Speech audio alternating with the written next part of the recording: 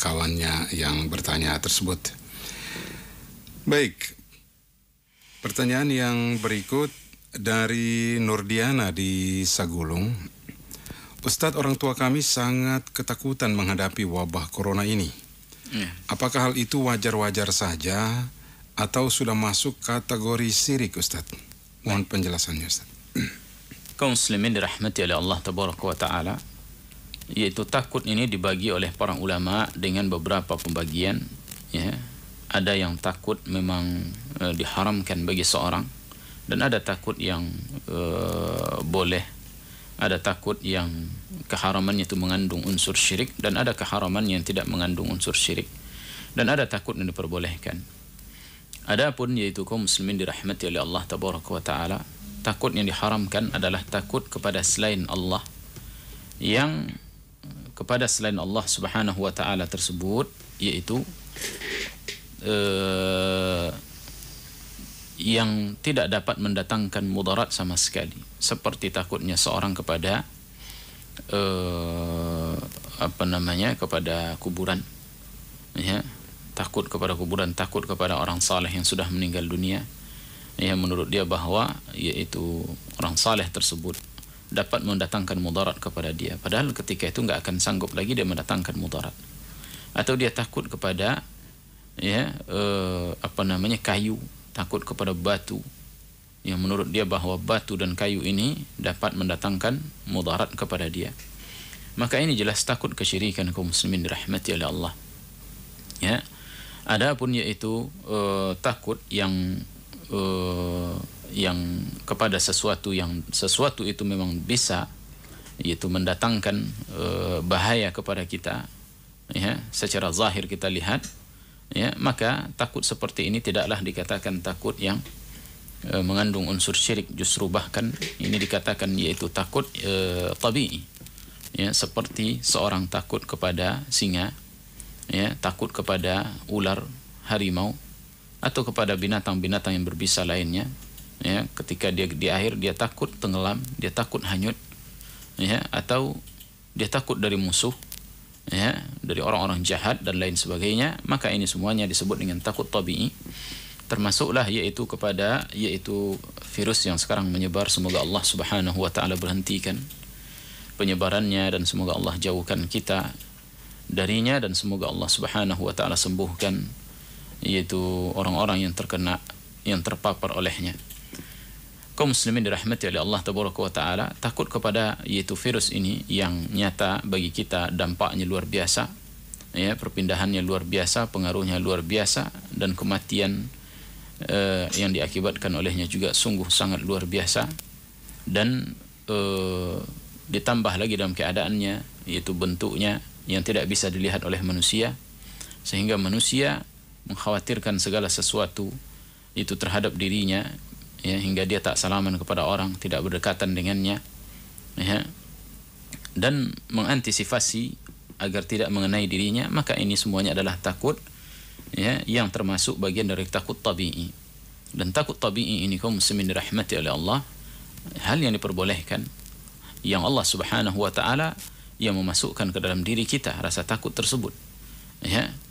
Nah, dan ini terjadi pada yaitu para nabi, para orang-orang saleh. Lihat Nabi Musa alaihi salam bagaimana, ya, dia juga dahulu takut kepada Fir'aun di saat dia membunuh seorang, ya. Ketika ada dua orang di Mesir terjadi perkelahian dua orang antara Bani Israel dengan orang Kipti atau pengikut Fir'aun atau suku Fir'aun. Maka Musa membela yaitu orang Bani Israel tadi, lalu dia menampar orang Kipti hingga dia meninggal dunia, mati disebabkan olehnya. Maka dia pun merasa khawatir dan takut, dan Allah sebutkan dalam Al-Quran, fakharaja minha khaifan yataraqqab, ya, sehingga Nabi Musa alaihissalam keluar dari Mesir tersebut melarikan diri dalam keadaan takut, dan dia merasa yaitu dibuntuti oleh mereka, oleh orang-orang oleh Fir'aun tersebut, ya, sampai hingga dia tiba ke yaitu Nabi Syuaib, ya, maka Syuaib menyebutkan qala rabbi Allah Subhanahu wa Ta'ala katakan Musa berdoa kepada Allah Subhanahu wa Ta'ala, dia katakan rabbi najjini minal qaumiz zalimin. Ya Allah, selamatkanlah aku dari kaum yang zalim. Ya, nah demikian takut yang demikian adalah takut yang tabi'i kaum muslimin, sebagaimana Nabi alaihi salatu wassalam, yaitu takut kepada bangsa Arab atau kepada Quraisy dahulu di Mekah, ya, hingga dia harus melarikan diri malam-malam bersama dengan Abu Bakar, kemudian mengecoh mereka, masuk dia ke dalam Gua Sur, kemudian setelah itu dia melakukan perjalanan hingga dia tiba di Madinah dan lain sebagainya dari rute-rute yang dilakukan oleh Nabi yang mulia SAW. Ya, dikhawatirkan kalau seandainya mereka orang kafir tersebut mendapatkan dirinya lalu melakukan sesuatu terhadap diri beliau alaihi salatu wassalam. Nah, ini takut tabi ini tentunya kaum muslimin dirahmati oleh Allah tidak boleh berlebih-lebihan. Ya, tidak boleh seorang menjadikan itu, yaitu menganggap bahwa itu sendiri mendatangkan mudarat, maka ini jelas kesalahan. Wajib seorang mempelajari dalam bab permasalahan ini, ya, terkhusus dalam masalah penyakit ini, bahwa Nabi alaihi salatu wassalam mengatakan kepada kita bahwa, ya, penyakit tersebut tidak akan bisa berpindah kepada orang lain dengan sendirinya. Ya, kata Nabi SAW menyebutkan la adwa, bahwa tidaklah penyakit itu bisa berpindah dengan sendirinya kepada orang lain kecuali dengan izin Allah Subhanahu wa taala. Bahwa apa yang akan mengenai manusia pasti akan mengenainya, dan apa yang Allah Subhanahu wa taala tidak gariskan kepada dia tentang sesuatu maka tidak akan mengenai dirinya. Ya, oleh karenanya Allah katakan dalam Quran, kullan yusibana illa ma qad kataballahu lana. Ya, katakanlah tidak akan menimpa kami kecuali apa yang telah ditakdirkan oleh Allah Subhanahu wa taala kepada kami.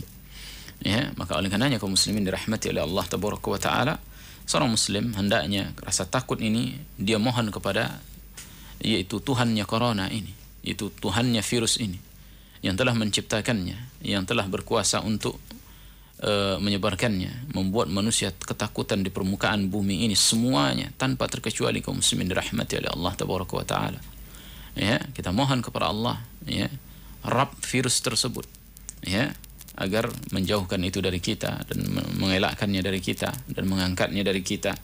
Oleh karenanya Nabi Musa alaihi salam di saat dia takut kepada Firaun, ya, dikejar oleh Firaun, di saat dia menampar hingga menyebabkan kematian kepada seorang tersebut, dia berdoa memohon kepada Rabb, kepada Allah Subhanahu wa taala, dikatakan Rabbi najjini minal qaumiz zalimin. Ya Rabb, selamatkanlah aku, ya, dari kaum yang zalim. Maka takut tabi'i ini kaum muslimin tidak boleh menjadikan seorang, yaitu berlebih-lebihan ketakutan kepadanya seolah-olah dia mendatangkan mudarat dengan sendirinya tanpa Allah Subhanahu wa taala, maka ini dapat menyebabkan seorang jatuh kepada kesyirikan.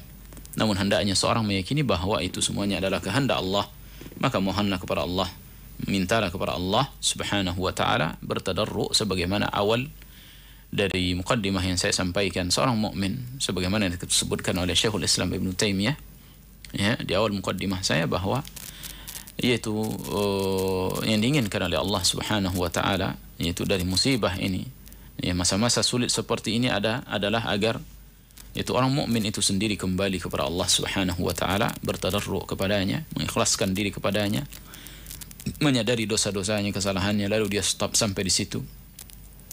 Kalau dahulunya dia adalah orang yang kurang ketaatannya, dia tambah.